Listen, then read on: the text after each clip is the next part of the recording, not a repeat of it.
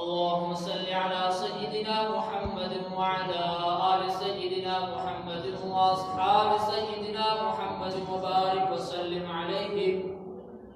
اللهم صل على سيدنا محمد وعلى آل سيدنا محمد وأصحاب سيدنا محمد وبارك وسلم عليهم. اللهم صل على سيدنا محمد وعلى آل سيدنا محمد وأصحاب سيدنا محمد وبارك وسلم عليهم. برادران اسلام،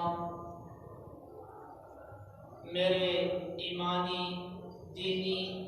بزرگوں اور نوجوان دوستوں، شہر بہندر کی باغیور باشعور عوام، السلام علیکم ورحمۃ اللہ وبرکاتہ. میں اور آپ نماز جمعہ کی وجہ سے جامع مسجد انور شاہ قاسم نگر میں جمع ہوئے ہیں.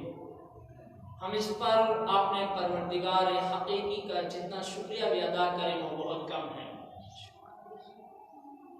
برادران اسلام، اللہ تبارک و تعالی نے اپنے مومن بندوں اور بندیوں کی ہدایت کے لیے اس دنیا کے اندر کم و بیش 1,24,000 انبیاء کرام علیہ السلام مبعوث فرمائے، جس میں سے تمام انبیاء کے سردار اور خاتم النبیین محمد رسول اللہ صلی اللہ علیہ وسلم کو جس ماحول اور معاشرے کے اندر اللہ رب العزت نے مبعوث فرمایا، اس ماحول اور معاشرے کی سماجی زندگی، معاملاتی زندگی، معاشرتی زندگی تاریخ عرب اور تاریخ مکہ کے اندر موجود ہے کہ رسول پاک صلی اللہ علیہ وسلم اور حضرت عیسیٰ علیہ السلام کے مابین تقریباً 500 سال کا عرصہ ہے، جس عرصے کے اندر اللہ رب العالمین نے اپنے بندوں کی رہبری کے لیے کوئی بندہ جب تک مبعوث نہیں فرمایا، اس ماحول اور معاشرے کی حالت یہ ہو چکی تھی کہ اپنی بچیوں کو زندہ درگور کر دیتے تھے. جس ماحول اور معاشرے میں اخلاق و تہذیب و تمدن نام کی کوئی چیز بھی موجود نہیں تھی، اس معاشرے اور اس ماحول اور سماج کے اندر اللہ تبارک و تعالیٰ کا یہ کرم ہوا کہ اللہ رب العالمین نے سرکار دو عالم صلی اللہ علیہ وسلم کی ذات کو مبعوث فرما کر میری اور آپ کی ہدایت کے لیے اور پوری کائنات کی ہدایت کے لیے رہنما عطا فرمایا. وہ محمد رسول اللہ صلی اللہ علیہ وسلم کی ذات اقدس ہے. حضرت امام اعظم ابو حنیفہ رحمۃ اللہ علیہ فرماتے ہیں کہ اگر اللہ رب العالمین دنیا میں انسانوں کی رشد و ہدایت کے لیے انبیاء کرام کی مقدس جماعت کو مبعوث نہ فرماتے، تب بھی اس انسان پر لازم تھا کہ وہ رب العالمین کی آیات کو، رب العالمین کی نشانیوں کو دیکھ کر اللہ رب العالمین کی ذات پر ایمان لاتا. افلا ينظرون الى الابل كيف خلقت والى السماء كيف رفعت والى الجبال كيف نصبت. کہ امام صاحب رحمۃ اللہ علیہ فرماتے ہیں کہ اللہ تبارک و تعالی اگر انسان کی ہدایت کے لیے انبیاء کرام علیہ السلام کی مقدس جماعت کو مبعوث نہ فرماتا تو انسان کو چاہیے تھا کہ رب کی کائنات میں، رب کی تخلیق پر رب کی کائنات میں اللہ تبارک و تعالی نے جو تخلیق فرمائی ہے اس پر غور و فکر کرتا کہ اللہ تبارک و تعالی نے آسمان کو کیسے پیدا فرمایا، اللہ تبارک و تعالی نے پہاڑوں کو کیسے پیدا فرمایا، اللہ رب العالمین نے زمین کو کیسے پیدا فرمایا. ان تمام چیزوں پر غور و فکر کر کے اس انسان کو چاہیے تھا کہ وہ اللہ کی ذات پر ایمان لاتا، لیکن ان تمام چیزوں کے باوجود بھی اللہ تبارک و تعالی نے میری اور آپ کی رہبری کے لیے اللہ نے آپ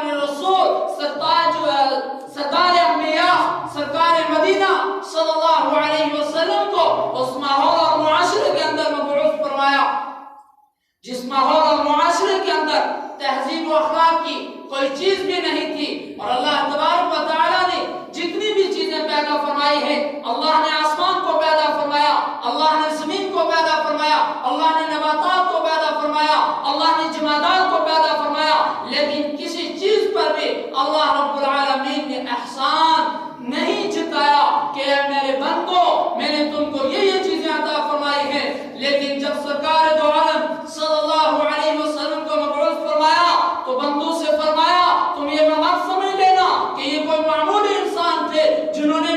जिनको मैंने अरब के माहौल और मुआशरे में पैदा फरमाया। नहीं नहीं, इनको अगर समझना है और इनको जानना है, इब्राहिम खलीलुल्लाह अलैहिस्सलातु वस्सलाम की तारीख को पढ़ो कि इब्राहिम खलीलुल्लाह अलैहिस्सलाम ने रातों में जाकर रब से जो मांगा था वो मोहम्मद रसूलुल्लाह सल्लल्लाहु अलैहि वसल्लम को मांगा था कि अल्लाह ने इब्राहिम को खलीलुल्लाह बनाया, और खलीलुल्लाह बनाया जब, लेकिन उससे पहले खलीलुल्लाह बनाने से पहले हजरत इब्राहिम अलैहिस्सलाम को किन किन इम्तिहानों से गुजरना पड़ा, किन किन दुश्वार घाटियों से गुजरना पड़ा। फिर जब खलीलुल्लाह बन गए और मकान तामीर कर दिया, मकीन की जरूरत थी और उसको आबाद करने की जरूरत थी, तब खलीलुल्लाह रब्बुल आलमीन के दरबार में हाजिर हुए। ए अल्लाह तबारक व तआला, मैंने तेरा घर तामीर कर दिया है, अब इसके लिए मकीन की जरूरत है। उस वक्त हजरत इब्राहिम खलीलुल्लाह अलैहिस्सलाम के इस इल्तिजा को रब्बुल आलमीन ने कबूल फरमाकर मुहम्मद रसूलुल्लाह सल्लल्लाहु अलैहि वसल्लम को पैदा फरमाया, और पैदा फरमाने के बाद कुरान मुक़द्दस के अंदर इरशाद फरमाया लक़द मन्नल्लाहु अलल मुमिनीना इज़ बअसा फीहिम रसूलन मिन अनफुसिहिम यतलू अलैहिम आयातिही व युज़क्कीहिम व युअल्लिमुहुमुल किताब वल हिकमा। कि अल्लाह तबारक व तआला ने हज़रत मुहम्मद रसूलुल्लाह सल्लल्लाहु अलैहि वसल्लम से पहले भी अंबिया किराम को मबऊस फरमाया, लेकिन किसी पर एहसान नहीं जताया। जब मोहम्मद रसूलुल्लाह सल्लल्लाहु अलैहि वसल्लम की बारी आई, अल्लाह तबारक व तआला ने फरमाया लक़द मन्नल्लाहु अलल मुमिनीन, बितहकीक अल्लाह तआला ने मुमिनीन पर एहसान फरमाया, और वो एहसान जो था वो मोहम्मद रसूलुल्लाह सल्लल्लाहु अलैहि वसल्लम की जात और शक्ल के अंदर था कि मैंने तुम्हें वो दिया है जिसको खलीलुल्लाह ने रातों में मांगा था तब दिया है। और ऐसे मत समझ लेना कि मोहम्मद रसूलुल्लाह सल्लल्लाहु अलैहि वसल्लम को मैंने ऐसे ही मबऊस फरमा दिया। जब अल्लाह ने खलील की इल्तिजा पर हबीब को दिया तो फरमाया खलील तेरा इम्तिहान तो मैंने इस हालत में लिया था कि जब तूने अपने बच्चे को उस वीरान जंगल के अंदर छोड़ा था, मेरा ये भी इम्तिहान था। आग के अंदर तेरे को छलांग लगवाई थी, मेरा ये भी इम्तिहान था। और तूने अपने बेटे की गर्दन पर छुरी रखी थी, मेरा ये भी इम्तिहान था। लेकिन इन इम्तिहानों के बाद तेरे से मैंने जो कुछ मांगा तूने वो सब कुछ मुझको दे दिया, तब मैंने तुझको खलील बना लिया। और हबीब वो है जिसको मैं सब कुछ दे दूं, फिर उसको मैं अपना हबीब बना लो। कुल इन कुंतुम तुहिब्बूनल्लाह फत्तबिऊनी युहिब्बुकुमुल्लाह व यगफिर लकुम ज़ुनूबकुम अल्लाहु गफूरुर रहीम। कि खलील भी दोस्त को कहा जाता है, हबीब भी दोस्त को कहा जाता है, लेकिन दोनों की दोस्ती में फर्क यह है कि खलील वो दोस्त है जिसको रब ने कहा ये भी मुझे दे, ये भी मेरे लिए कुर्बान कर, यहाँ पर भी मेरे लिए कुर्बानी दे। वो सब कुर्बानियां देने के बाद अल्लाह ने उनको खलील बनाया। और हबीब वो होता है जिनका दिल चाहता है कि अगर दिल चाहे सैर करने का उनको अर्श पर बुलाया जाए, और अगर चांद की तरफ इशारा कर दिया जाए, चांद के दो टुकड़े हो जाए, कंकरियों से कहा जाए कलमा पढ़ लो, कंकरियां कलमा पढ़ ले, वो हबीबुल्लाह है। और अल्लाह तबारक व तआला ने अपने हबीब सल्लल्लाहु अलैहि वसल्लम को जिस माहौल और मुआशरे के अंदर पैदा फरमाने के बाद फरमाया लक़द कान लकुम फी रसूलिल्लाहि उस्वतुन हसनतुन लिमन कान यरजुल्लाह वल यौमल आखिर। ऐ दुनिया वालों सुन लो, अब क़यामत की सुबह तक जिसकी शरीयत चलेगी उनका नाम मोहम्मद रसूलुल्लाह सल्लल्लाहु अलैहि वसल्लम है, जिनका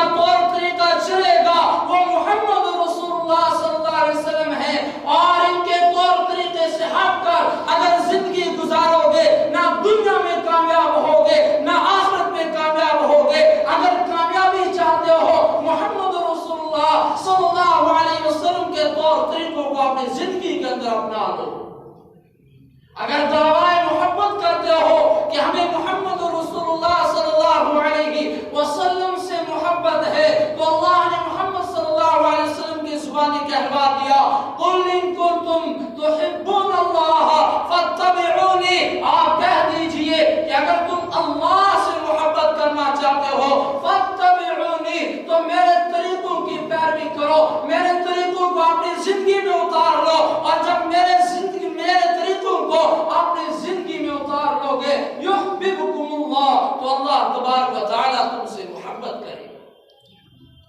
اور فرمایا جب رب تم سے محبت کرے گا تو اس کے نتیجے میں رب تم کو کیا دے گا؟ فرمایا وَيَغْفِرْ لَكُمْ ذُنُوبَكُمْ، میں اور آپ چاہتے ہیں کہ ہمارے گناہ معاف ہو جائیں، گناہوں کی معافی چاہتے ہو تو محمد رسول اللہ سے محبت کرو۔ محمد رسول اللہ صلی اللہ علیہ وسلم سے محبت کرنا چاہتے ہو، محمد رسول اللہ صلی اللہ علیہ وسلم کے مشن کو اپنا لو، محمد رسول اللہ صلی اللہ علیہ وسلم کے طور طریقوں کو اپنی زندگی میں اتار لو۔ وَيَغْفِرْ لَكُمْ ذُنُوبَكُمْ، تو اللہ تبارک و تعالیٰ تمہارے گناہوں کو معاف کر دیں گے۔ وَاللَّهُ غَفُورٌ رَحِيمٌ، اور اللہ رب العالمین جو ہے وہ معاف کرنے والے ہیں، رحم کرنے والے ہیں۔ اور رسول اللہ صلی اللہ علیہ وسلم جس مشن کو لے کر، جن طور طریقوں کو لے کر اس دنیا کے اندر مبعوث ہوئے، مکہ المکرمہ کی زندگی کے اندر وہ تاریخ کبھی بھول نہیں سکتی ہے۔ مکہ کی تاریخ کے وہ اوراق بھرے پڑے ہیں کہ جب محمد رسول اللہ صلی اللہ علیہ وسلم اس مشن کو لے کر طائف کے شہر میں گئے تھے، طائف والوں نے محمد رسول اللہ صلی اللہ علیہ وسلم کے ساتھ کیا کیا نہیں کیا۔ جب محمد رسول اللہ صلی اللہ علیہ وسلم کا پورا جسم لہو لہان ہو گیا اور جُتی مبارک خون سے رنگین ہو گئی، جُتی کے ساتھ خون چپک گیا، اس کے بعد اللہ تبارک و تعالیٰ نے محمد رسول اللہ صلی اللہ علیہ وسلم کے پاس فرشتوں کو بھیجا اور پہاڑوں کے فرشتوں کو بھیجا کہ جاؤ میرے نبی سے پوچھ کر آؤ کہ ان لوگوں کے لیے ہلاکت اور بربادی کی دعا کرتے ہو یا رحمت کی دعا کرتے ہو۔ جب فرشتے آئے تو اللہ کے نبی علیہ السلام نے فرمایا وَمَا أَرْسَلْنَاكَ إِلَّا رَحْمَةً لِلْعَالَمِينَ، کہ میں ان کے لیے بددعا نہیں کر سکتا ہوں، میں ان کے لیے غضب بن کر نہیں آیا ہوں، میں ان کے لیے رحمت للعالمین بن کر آیا ہوں۔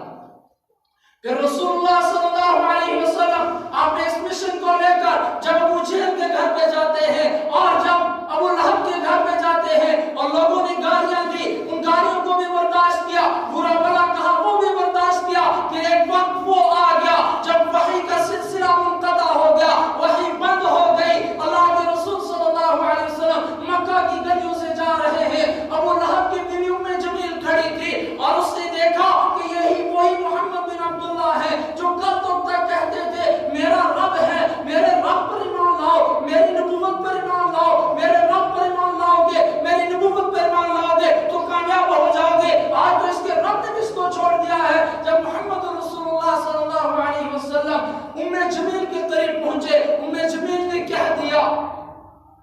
کہاں ہے وہ تیرا رب جس کا تو دعویٰ کرتا تھا،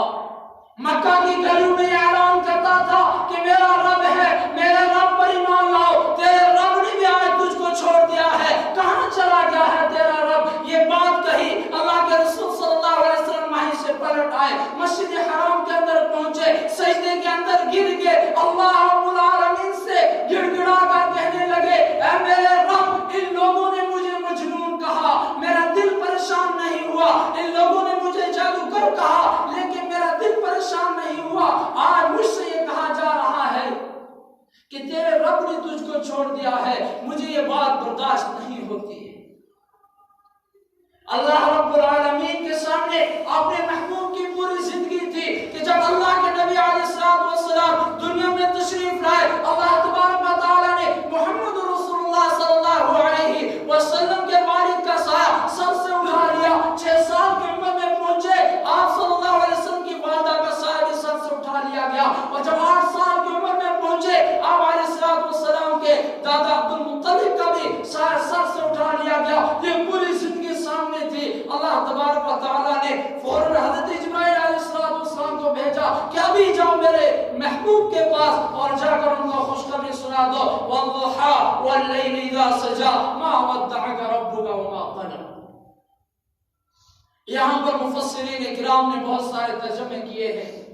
لیکن انہیں میں سے حکیم الامت مجدد الملت حضرت اشرف مولانا اشرف علی صاحب تھانوی نور اللہ مرقدہ فرماتے ہیں کہ جب انسان کو کسی سے محبت ہو جاتی ہے، کبھی اس کے چہرے سے محبت ہوتی ہے، کبھی اس کے بالوں سے محبت ہوتی ہے، کبھی اس کے کسی اعضائے جسم سے محبت ہوتی ہے، وہ بار بار اپنے تذکروں کے اندر اسی اعضائے جسم کو لے کر اس کا تذکرہ کرتا ہے۔ لیکن اللہ رب العالمین نے یہاں پر قسم کھائی والضحیٰ واللیل اذا سجا، قسم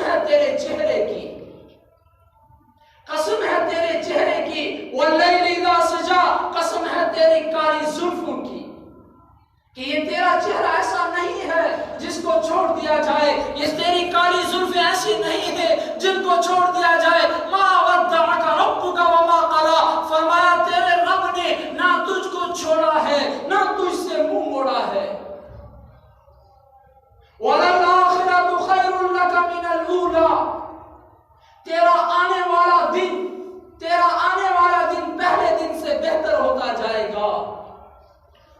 وَلَسَوْفَ يُؤْتِيكَ رَبُّكَ فَتَرْضَىٰ، اور تیرا رب تجھ کو اتنا دے گا کہ تو رب سے راضی ہو جائے گا۔ یہاں پر مفسرین نے ایک نکتہ بیان فرمایا ہے کہ جتنے بھی انبیاء کرام علیہ السلام دنیا میں تشریف لائے، اپنے مشن کی خاطر کسی کو جو ہے آرے سے چیر دیا گیا، کسی کے جسم کے دو ٹکڑے کر دیے گئے، کسی کی قوم نے ان کی نافرمانی کی، کسی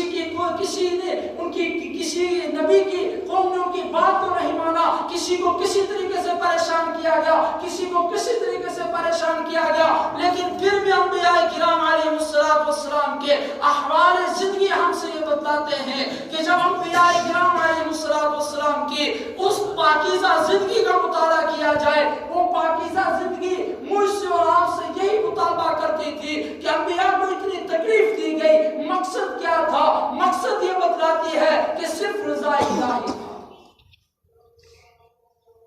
لیکن محمد رسول اللہ صلی اللہ علیہ وسلم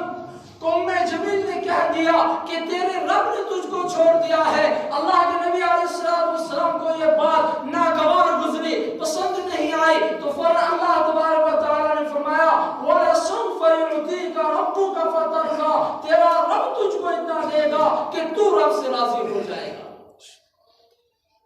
وَلَسَوْفَ يُعْطِيكَ رَبُّكَ فَتَرْضَىٰ أَلَمْ يَجِدْكَ يَتِيمًا فَآوَىٰ، پھر اللہ تبارک و تعالی نے اس آیت کے اندر بتایا، اے میرے نبی صلی اللہ علیہ وسلم، آج آپ مجھ سے کہتے ہو کہ میں نے آپ کو چھوڑ دیا ہے، آپ ذرا اس سے پہلے اس زندگی کو دیکھیے کہ جس زندگی کے اندر میں نے تیرے باپ کے سائے کو اٹھا لیا تھا، تیری ماں کے سائے کو تیرے سر سے اٹھا لیا تھا، وہ وقت کیسا ہوگا کہ تو بھی اکیلا تھا، تیرے ساتھ صرف ایک باندھی تھی اور تیری ماں کی روح کو قبض کر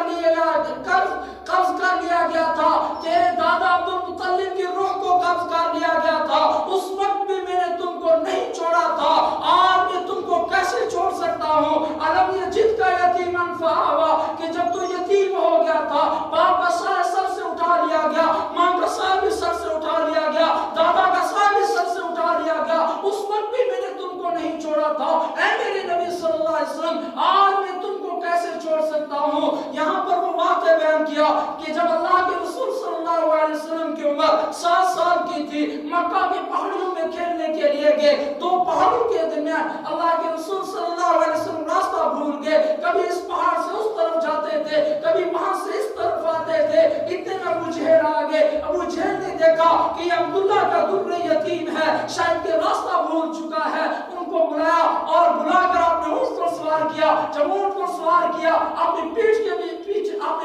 پیچھے بٹھایا اور اونٹ کو چلانے لگے، اونٹ بیٹھ گئی، اونٹ نے چلنے سے انکار کر دیا، پھر اونٹ کو کھڑا کیا اور عبداللہ کے در یتیم کو اپنے سامنے بٹھایا، اور سامنے جب بٹھایا اونٹ چلنے لگی۔ ہم نے ابو جہل کو یہ بتلا دیا تھا کہ ابو جہل یہ لڑکا پوری امت کا، پوری کائنات کا مقتدا ہے، پوری کائنات کا رہنما ہے، تیرا بھی رہبر ہے، تیرا بھی مقتدا ہے، تو اگر پیٹھ کے پیچھے اس کو بٹھائے گا تیری سواری نہیں چلے گی، لہذا تجھے اپنے سامنے بٹھانا پڑے گا۔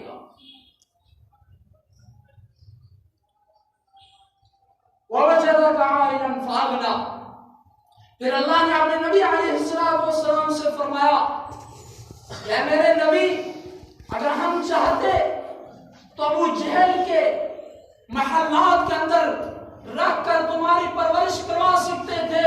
جس طریقے سے ہم نے حضرت موسیٰ علیہ السلام کی پرورش فرعون کے محل میں کروائی، لیکن ہم نے ابو جہل اور ابو لہب کے محل میں اس لیے تمہاری پرورش نہیں کروائی کہ تمہاری امت میں اکثر طبقہ وہ ہوگا جو غریب ہوگا، وہ غریب کہیں یہ نہ کہہ دے کہ ہمارے نبی تو وہ تھے جو امیروں کے محل میں پڑے ہیں، ہم نے اس لیے تم کو امیروں کے محل میں تمہاری پرورش نہیں کروائی، بلکہ عبداللہ کی اس جھونپڑی کے اندر تمہاری پرورش کروائی ہے، تاکہ آنے والی تمہاری امت کو پتہ چل السلام کی عمر جو ہے وہ غربت کے اندر گزری ہے۔ پھر آگے اللہ نے اپنے حبیب صلی اللہ علیہ وسلم سے فرمایا،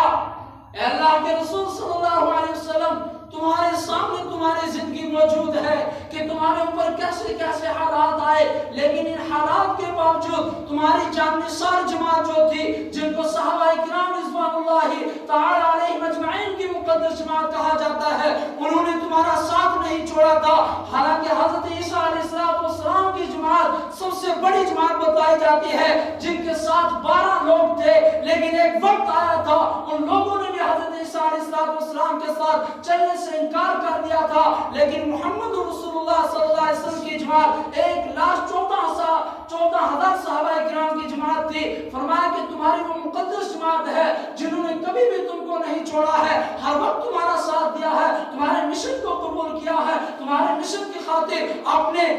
بیوی بچوں کو یتیم کروایا ہے، اپنی بیویوں کو بیوہ کروایا ہے، اپنے گھر کو چھوڑا ہے، تمہارے ساتھ مکہ کو اپنے وطن کو چھوڑا ہے، مدینہ کی طرف ہجرت فرمائی ہے، کبھی بھی تمہارے در کو نہیں چھوڑا، کبھی بھی تمہاری کسی بات سے انکار نہیں کیا، ہر وقت تمہاری بات کو مانا ہے۔ تمہاری بات کی خاطر، تمہارے مشن کی خاطر، تمہاری اس مقدس جماعت نے جو ہے مکہ کی سرزمین کے اندر، اس ریتی زمین کے اندر اپنے جسم پر اپنے پتھروں کو برداشت کیا ہے، سب کچھ برداشت کیا، کفار کے طعنوں کو برداشت کیا، کفار کی ہر بات کو برداشت کیا، لیکن تمہارا ساتھ نہیں چھوڑا ہے۔ اور آگے چل کر تمہارے دربار پر کچھ وہ لوگ بھی آئیں گے، فَأَمَّا الْيَتِيمَ فَلَا تَقْهَرْ، کہ تمہارے در پر وہ لوگ بھی آئیں گے جو یتیم ہوں گے، بے سہارا ہوں گے، بے آسرا ہوں گے، ان کا کوئی بھی ولی وارث نہیں ہوگا، تم ان کے سر پر ہاتھ رکھ دینا۔ وَأَمَّا السَّائِلَ فَلَا تَنْهَرْ، اور کچھ وہ لوگ بھی آئیں گے جو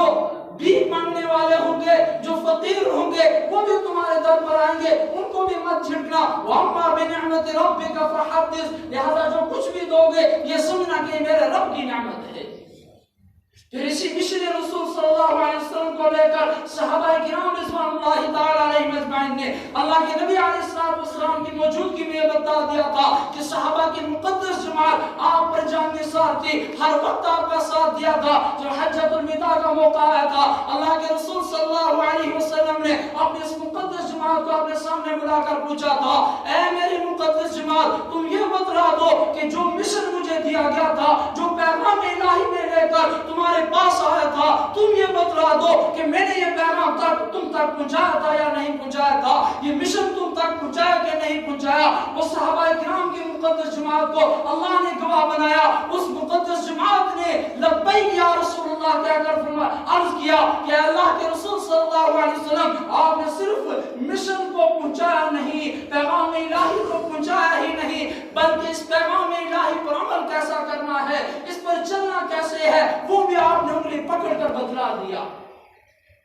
اسی موقع پر حضرت جبرائیل علیہ السلام آئے اور یہ آیت لے کر نازل ہوئی، اليوم اکملت لکم دینکم واتممت علیکم نعمتی ورضیت لکم الاسلام دینا، کہ آج تمہارا دین جو ہے تمہارے لیے مکمل کر دیا گیا ہے۔ حضرت عبداللہ ابن عباس رضی اللہ تعالیٰ عنہ ایک مرتبہ اس آیت کی تلاوت کر رہے تھے، ایک یہودی بیٹھے ہوئے تھے، کہنے لگے کہ یہ آیت اگر ہم پر نازل ہوتی ہم اس کو عید کا دن بنا لیتے۔ حضرت عبداللہ ابن عباس رضی اللہ تعالیٰ عنہ نے فرمایا کہ جب یہ محمد رسول اللہ صلی اللہ علیہ وسلم پر نازل ہوئی وہ بھی عید کا دن تھا، یعنی وہ بھی جمعہ کے دن نازل ہوئی ہے۔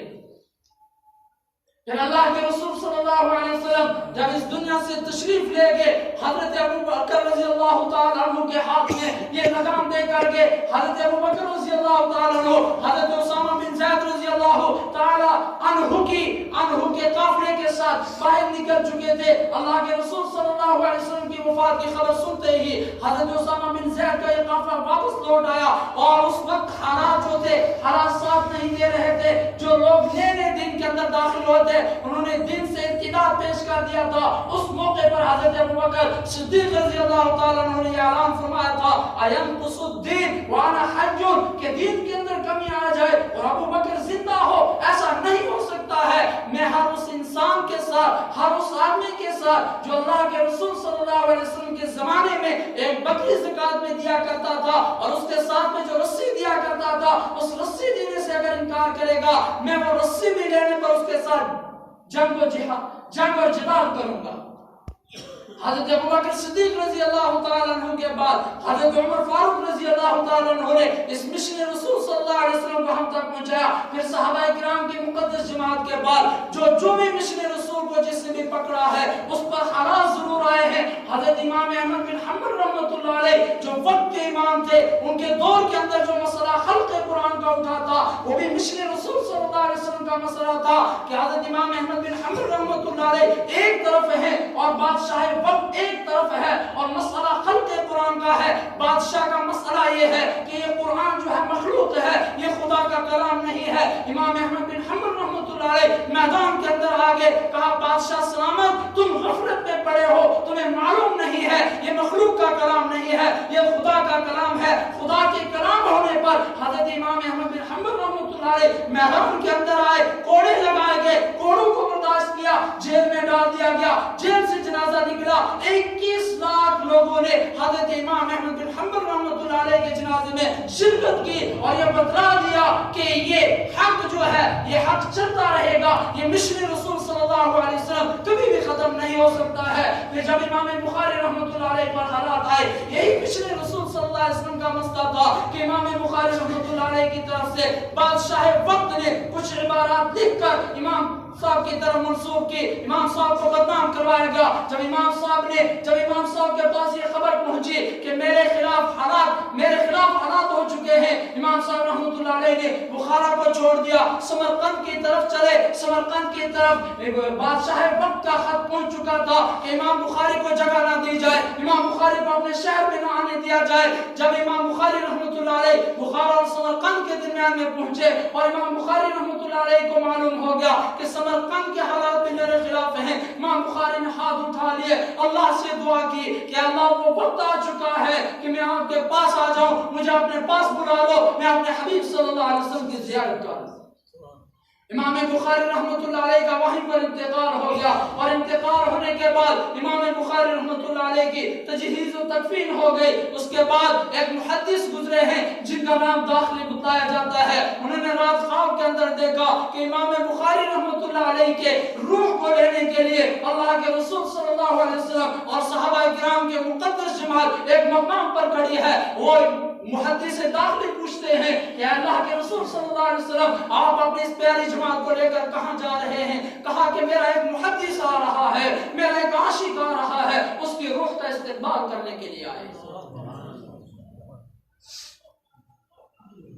उसके बाद इस मिशन रसूल सल्लल्लाहु अलैहि वसल्लम को लेकर जब हिंदुस्तान के अंदर हालात आए, अकबर बादशाह ने दीन इलाही इजाद कर लिया। मुजद्दिद अल-फसानी रहमतुल्लाह अलैह मैदान के अंदर आए और आकर अकबर बादशाह का मुकाबला किया और मुकाबला करने के बाद अकबर बादशाह को दोबारा कलमा पढ़ाकर इस्लाम के अंदर दाखिल करवाया। ये हजरत मुजद्दिद अल-फसानी रहमतुल्लाह अलैह ने मिशन रसूल सल्लल्लाहु अलैहि वसल्लम को बचाकर इस हिंदुस्तान में महफूज रखा।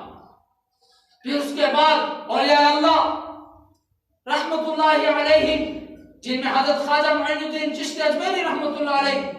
हजरत कुतुबुद्दीन बख्तियार काकी रहमतुल्लाह अलैह, हजरत निजामुद्दीन औलिया अल्लाह रहमतुल्लाह अलैह कि वो मिशन रसूल सल्लल्लाहु अलैहि वसल्लम जो अरब की उन तारीख, अरब की उन घाटियों से निकलकर हिंदुस्तान में आया था, इन औलिया अल्लाह ने उसको महफूज रखा और हम तक इस मिशन को पहुंचाया है। अब मेरी और आपकी जिम्मेदारी बनती है कि हम इस मिशन रसूल सल्लल्लाहु अलैहि वसल्लम को लेकर आगे चले, इस मिशन की हिफाजत करते रहें, इस मिशन के लिए कुर्बानी देते रहें। और मिशन क्या है? लक़द कान लकुम फी रसूलिल्लाहि उस्वतुन हसनतुन लिमन कान यरजुल्लाह वल यौमल आखिर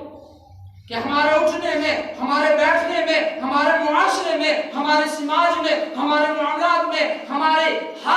हर चीज में जो है रसूलुल्लाह सल्लल्लाहु अलैहि वसल्लम का मिशन आ जाए, रसूलुल्लाह सल्लल्लाहु अलैहि वसल्लम का तौर तरीका आ जाए। हमारा जो रस्म रवाज है वो खत्म कर दिया जाए, रस्म रवाज को एक तरफ कर दिया जाए। मुहम्मद रसूलुल्लाह सल्लल्लाहु अलैहि वसल्लम का मिशन हमारी समाजी जिंदगी के अंदर भी दाखिल हो, हमारी तिजारती जिंदगी के अंदर भी दाखिल हो, हमारी मुआशरती जिंदगी के अंदर भी दाखिल हो, हमारे मामलाती जिंदगी के अंदर भी दाखिल हो, तब हम दुनिया में भी कामयाब हो सकते हैं, आखिरत में भी कामयाब हो सकते हैं। और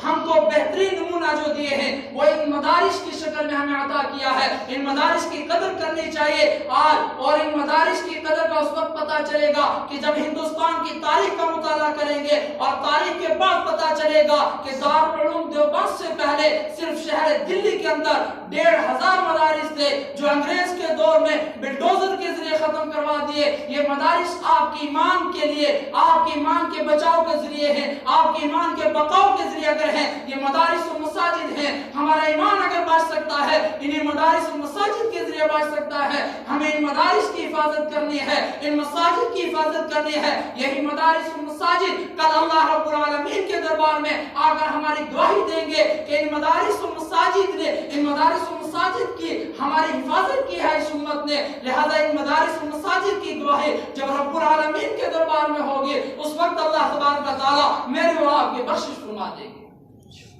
اس لیے میرے دوستو, ان مدارس اور مساجد کو اگر ہماری جان کی ضرورت ہے ہم اپنی جان پیش کر دیں, اگر ہمارے مال کی ضرورت ہے ہم اپنا مال پیش کر دیں, اگر ہم سے وقت کا مطالبہ کر رہا ہے ہم اپنے وقت جو ہے ان مدارس کے لیے قربان کر دیں. لہذا مدارس اور مساجد جو ہیں یہ آپ کی اور میری اور پوری کائنات کی ایمان کی بقا کی ضرورت ہے. اس لیے یہ